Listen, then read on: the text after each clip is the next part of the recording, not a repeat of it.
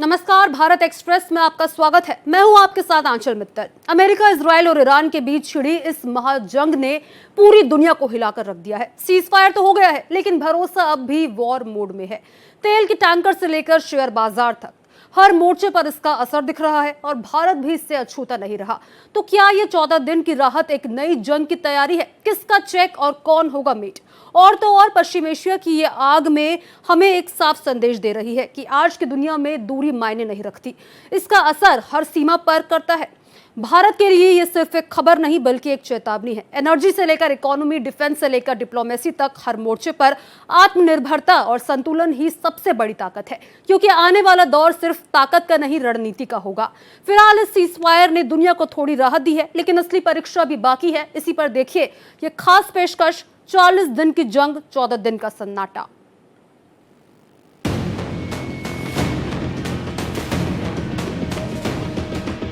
चालीस दिन का कत्लेआम, 14 दिन का विश्राम। पर्दे के पीछे सीज फायर का बना प्लान। 14 दिन का ब्रेक, किसका चेक और कौन मेट?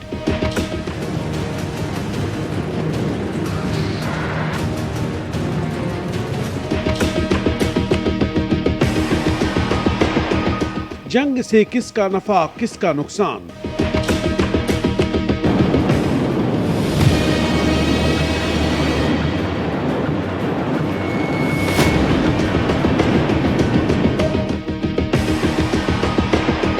चालीस दिन की तबाही, 14 दिन की दवाई।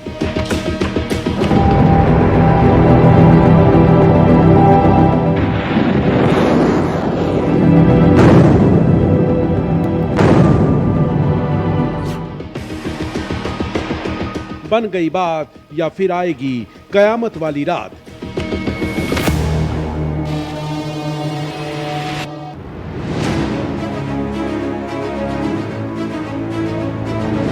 पश्चिम एशिया में अमेरिका, इजराइल और ईरान के बीच 40 दिनों से जारी ये महाजंग आखिरकार अस्थायी तौर पर थम गई।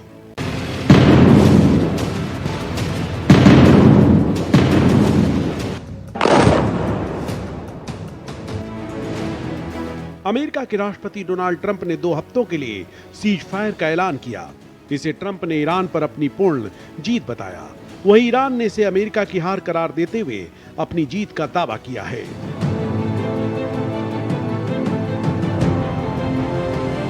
ईरान का कहना है कि ट्रंप ने युद्ध विराम के लिए ईरान की सभी 10 शर्तों को मान लिया है, इसलिए ये ईरान की बड़ी जीत है। ईरान से लेकर इराक तक लोग जीत का जश्न मनाने सड़कों पर उतर चुके हैं। अल्लाह!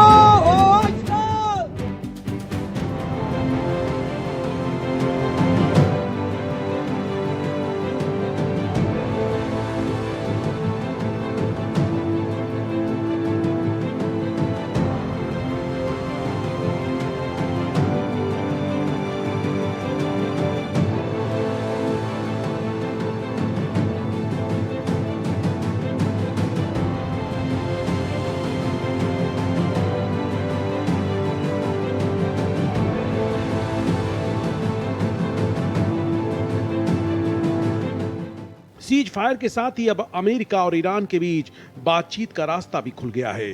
पाकिस्तान की राजधानी इस्लामाबाद में 10 अप्रैल को दोनों पक्षों के बीच वार्ता शुरू होने की संभावना है। पाकिस्तान के पीएम शहबाज शरीफ ने कहा कि ये बातचीत स्थायी शांति के लिए बेहद जरूरी है और उन्होंने उम्मीद जताई कि इस्लामाबाद वार्ता से कोई स्थायी समाधान निकल सकता है। 2 हफ्ते की सीज फायर की बात हुई है, ठीक है। अब ये सीज फायर जियोपॉलिटिक्स में वक्त देगा। ऐसा अक्सर 2 हफ्ते का या कुछ होता है कि आप रिकैलिब्रेट कर लें, रीस्ट्रेटेजाइज कर लें, अपनी तरतीब, अपने टैक्टिक्स बदल दें। सो बेसिकली मैं ये देखने, और अगर ये सीज फायर हुआ परमानेंट, क्या ये सीज परमानेंट?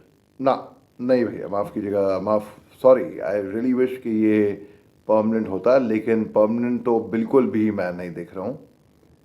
और बल्कि मैं तो पूरा सीज फायर कंप्लीट होते हुए नहीं देख रहा हूँ। मैं, हो सकता है उससे पहले ही फायरिंग शुरू हुए, और सीज फायर की कुछ टाइम की देखिए क्या लोग पूछ रहे हैं कि अमेरिका ने तो ये बोल दिया, इजराइल नेतन्याहू ने बोला नहीं नहीं ये जंग तब तक ख़त्म नहीं होगी जब तक हम नहीं कहते, हम नहीं बात मानेंगे। और वो उसने अमेरिका की बात मानी भी नहीं। जब गाजा पट्टी में जब वो ताबड़तोड़ हमले कर रहा था, हज़ारों खवातीन बच्चे बुजुर्ग वहाँ पे मारे गए, निर्दोष मारे गए। अमेरिका की ओर से इस बातचीत की तैयारी शुरू हो गई है।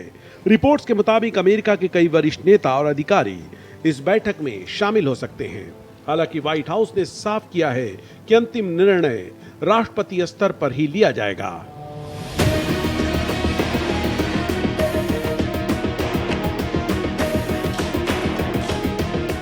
हालांकि कागजों पर सीज फायर हो गया है, लेकिन जमीन पर हालात अब भी पूरी तरह शांत नहीं हैं। गल्फ कंट्रीज और इजराइल में मिसाइल हमलों के अलर्ट अब भी जारी हैं। संयुक्त राज्य अमीरात, सऊदी अरब, कुवैत और बहरीन जैसे देशों में एयर डिफेंस सिस्टम सक्रिय रहे। इससे साफ है कि क्षेत्र में खतरा अभी टला नहीं है और स्थिति बेहद नाजुक बनी हुई है।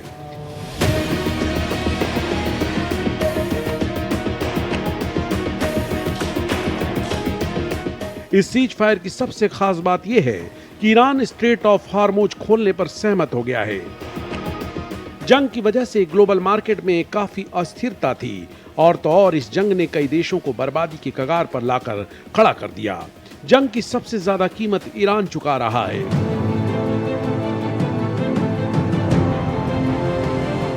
अमेरिका और इजराइल के मिसाइलों और हवाई हमलों ने ईरान को न सिर्फ इंसानी बल्कि आर्थिक मोर्चे की भी कमर तोड़कर रख दी है।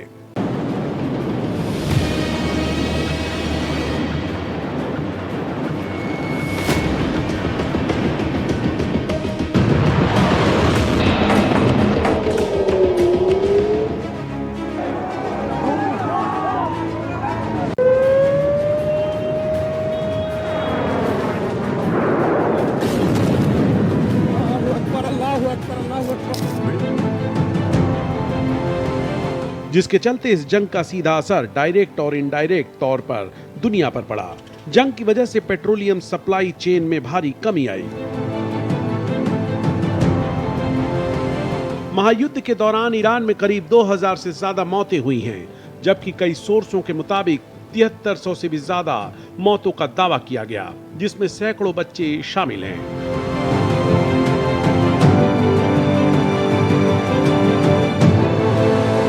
वहीं 20,000 से 26,000 लोगों के घायल होने का अनुमान लगाया गया और तो और ईरान के कई सीनियर लीडरशिप का भारी नुकसान उठाना पड़ा।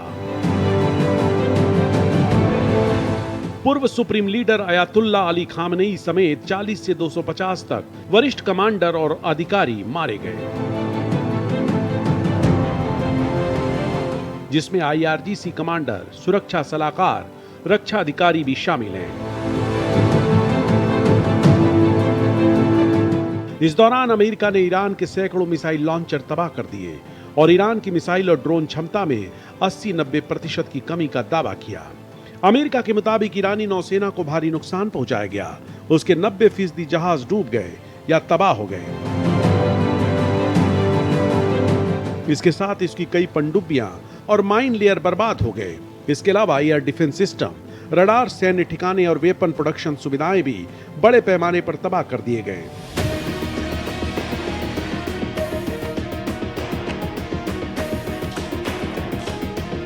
अमेरिका और इजराइल के हमले में ईरान को भारी नुकसान हुआ। तेल सुविधाएं, बुनियादी ढांचा और न्यूक्लियर और कई सैन्य साइटें बर्बाद। स्ट्रेट ऑफ हार्मुज बंद होने से ईरान को राजस्व का भारी नुकसान, लाखों लोग विस्थापित, पर्यावरण क्षति और तेल रिसाव का डर।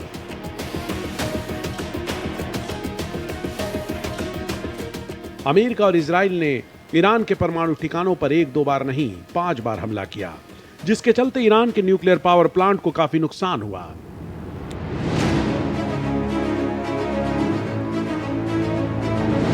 वहीं ईरान के साथ जंग में अमेरिका के 13 सैनिक मारे गए, जबकि सैकड़ों घायल बताए जा रहे हैं। ईरान ने इजराइल के तेल अवीव के सभी प्रमुख सरकारी दफ्तरों, न्यूक्लियर साइट और आर्मी ठिकानों और एयरबेस और एयरपोर्ट को निशाना बनाया, जिसके चलते इजराइल को काफी नुकसान उठाना पड़ा।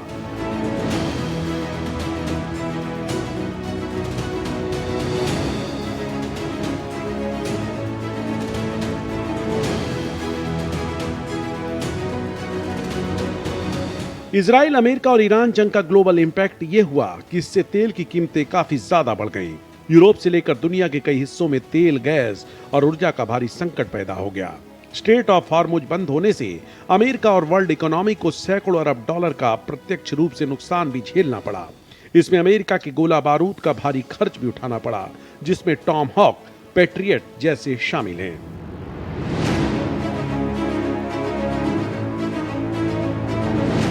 इस युद्ध में अमेरिका के अरबों डॉलर के सैन्य इक्विपमेंट बर्बाद हुए या पूरी तरह खत्म हो गए।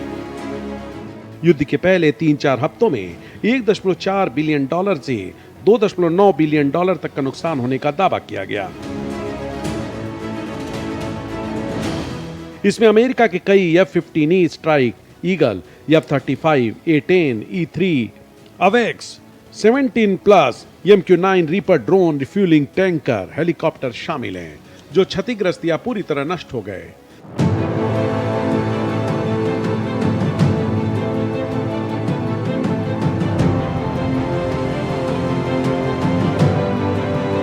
इसके साथ ही पश्चिमी एशिया में अमेरिका के 17 सैन्य ठिकाने क्षतिग्रस्त या पूरी तरह नष्ट हो गए।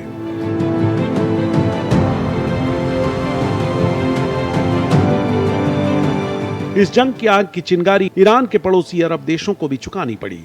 कुवैत और कतर को भी काफी नुकसान झेलना पड़ा। यूएई और सऊदी अरब को भी जंग की वजह से काफी नुकसान उठाना पड़ा। वहीं इराक की अर्थव्यवस्था पर भारी दबाव रहा। बहरीन, सऊदी अरब, ओमान, जॉर्डन, इन देशों में कई लोगों की अकाल मौत हो चुकी है और करीब सैकड़ों लोग घायल हुए। मिसाइल और ड्रोन हमलों से तेल से जुड़े बुनियादी ढांचे को काफी नुकसान हुआ है। वहीं ईरान का साथ देने की कीमत लेबनान को भी चुकानी पड़ी। अभी इजराइल के पास क्या ऑप्शन है? क्या वो अमेरिका की बात मानेगा? उसको माननी पड़ेगी अमेरिका की बात। लेकिन at the same time Israel ने भी हमले करे हिजबुल्ला जहाँ पर हैं लेबनान के अंदर सीज फायर होने के बाद, और ऐसा माना जा रहा है कि लेबनान सीज फायर के जोन उस कैटेगरी में नहीं आता है। ठीक है, ऐसी रिपोर्टें आई हैं कि ईरान ने भी हमले करे उसके बाद फिर इजराइल में, टेल अवीव में। तो इससे एक बात तो ज़रूर तय हुई है कि कौन हारा कौन जीता। जंग में कोई हारता नहीं, कोई जीतता नहीं, दोनों पक्ष ही हारते हैं। यहाँ पर कोई डेफिनेट विनर्स या लूजर्स नहीं है। हाँ, मगर ये बात सही है कि अमेरिका तो डेफिनेटली जंग नहीं जीत रहा है। अमेरिका हार रहा है कि नहीं वो तो मैं नहीं कहूँगा, लेकिन जीत नहीं रहा है।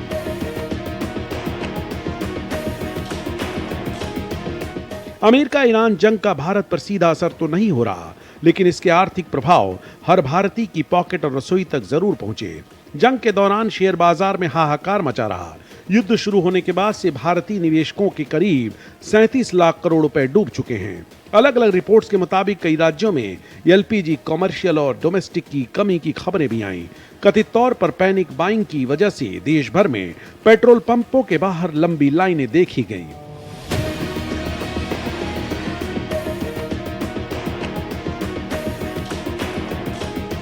प्राइवेट कंपनियों नायरा, शेल वगैरह ने पेट्रोल और डीजल के दाम बढ़ा दिए।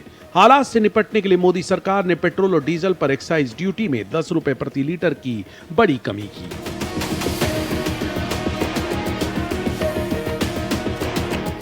युद्ध की वजह से ग्लोबल सप्लाई चेन टूट चुकी है, जिससे दुनिया साल 1973 के तेल संकट से भी बुरे दौर में पहुंच गई है।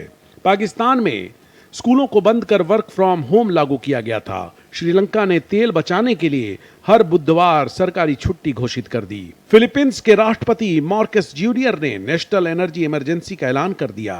चीन ने एनर्जी सुरक्षा को देखते हुए अपने ईंधन के निर्यात पर पूरी तरह पाबंदी लगा दी।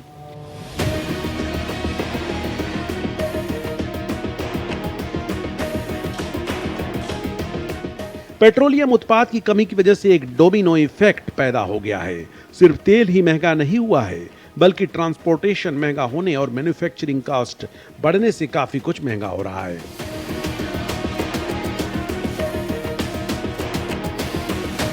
सप्लाई में कमी की वजह से उर्वरकों की भी कमी हो गई है, जिससे संभवतः खाद्य पदार्थों की कीमतों में भारी इजाफा देखने को मिल सकता है।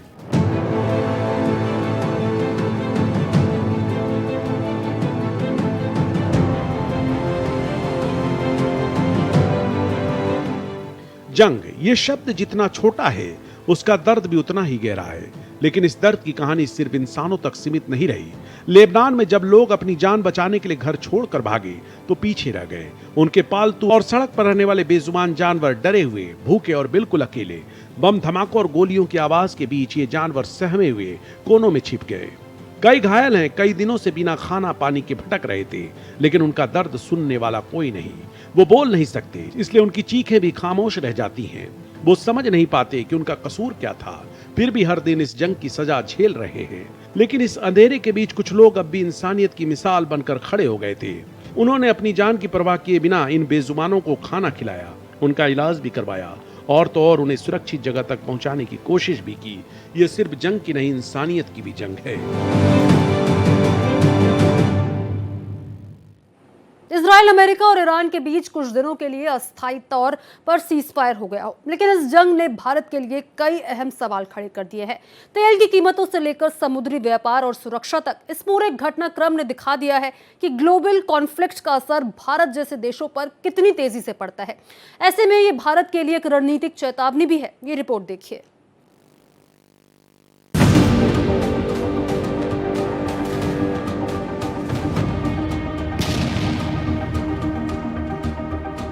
पश्चिम एशिया जंग साइड इफेक्ट सबसे ज्यादा तेल सप्लाई पर दिखा। खासकर स्ट्रेट ऑफ हार्मुज जैसे अहम रूट पर भारत अपनी जरूरत का बड़ा हिस्सा गल्फ कंट्रीज से आयात करता है, इसलिए इस जंग का सीधा असर देश की अर्थव्यवस्था पर पड़ा है। यही वजह है कि भारत को अपनी एनर्जी सोर्सेज के लिए और ऑप्शन खोजने की जरूरत है। ईरान और अमेरिका के बीच में जो अभी सीज फायर की घोषणा हुई है वो बहुत ही एक अच्छा निर्णय है अगर देखा जाए तो, क्योंकि पूरे विश्व शांति के लिए और विश्व की अर्थव्यवस्था के लिए ये स्ट्रेट ऑफ हार्मुज का खुला जाना बहुत ज़रूरी था, जो कि युद्ध के कारण बंद हो गई थी।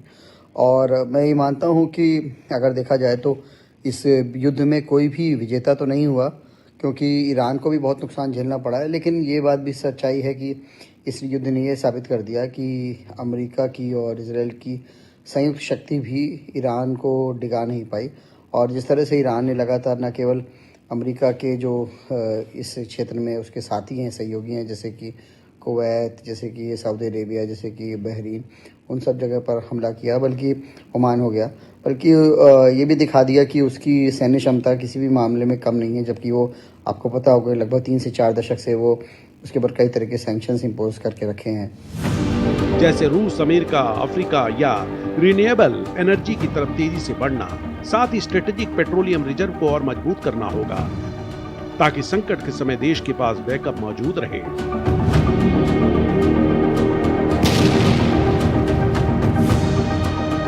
इस जंग ने एक और साफ संदेश दिया, हाईटेक वॉर सिर्फ सैनिकों से नहीं बल्कि टेक्नोलॉजी से लड़ी जाती है।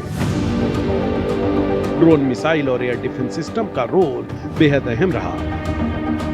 भारत अभी भी बड़े पैमाने पर विदेशी हथियारों पर निर्भर है, जो संकट के समय जोखिम बन सकता है। इसलिए अब जरूरत है कि मेक इन इंडिया यानी स्वदेशी डिफेंस प्रोडक्शन, ड्रोन टेक्नोलॉजी और मजबूत एयर डिफेंस इकोसिस्टम पर तेजी से काम किया जाए, ताकि किसी भी आपात स्थिति में भारत आत्मनिर्भर बन सके।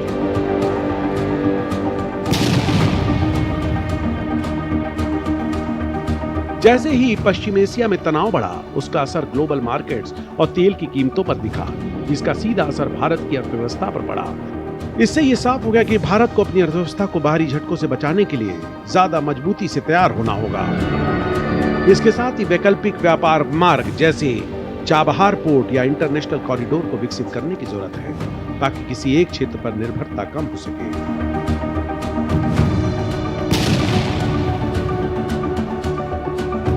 भारत हमेशा से वसुधैव कुटुंबकम और नैतिक नेतृत्व की बात करता आया है, लेकिन बदलती वैश्विक राजनीति में सिर्फ नैतिकता के आधार पर फैसले लेना आसान नहीं है।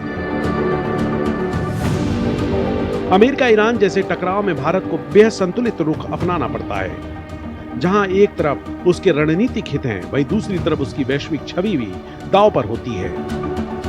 ऐसे में भारत को अपने विदेश नीति में व्यवहारिकता और सिद्धांत के बीच सही संतुलन बनाना होगा। जब भी वैश्विक स्तर पर अस्थिरता बढ़ती है, चीन और पाकिस्तान जैसे देश अपने अपने हित साधने की कोशिश करते हैं। ऐसे हालात में भारत को दोहरी चुनौती का सामना करना पड़ सकता है।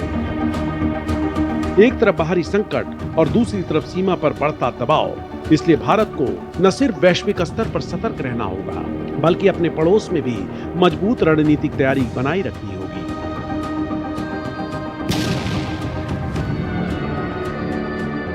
ईरान अमेरिका के बीच सीज फायर भले ही अस्थायी राहत लेकर आया हो, लेकिन इसने भारत को यह समझा दिया कि आज की दुनिया में कोई भी देश पूरी तरह सुरक्षित नहीं है।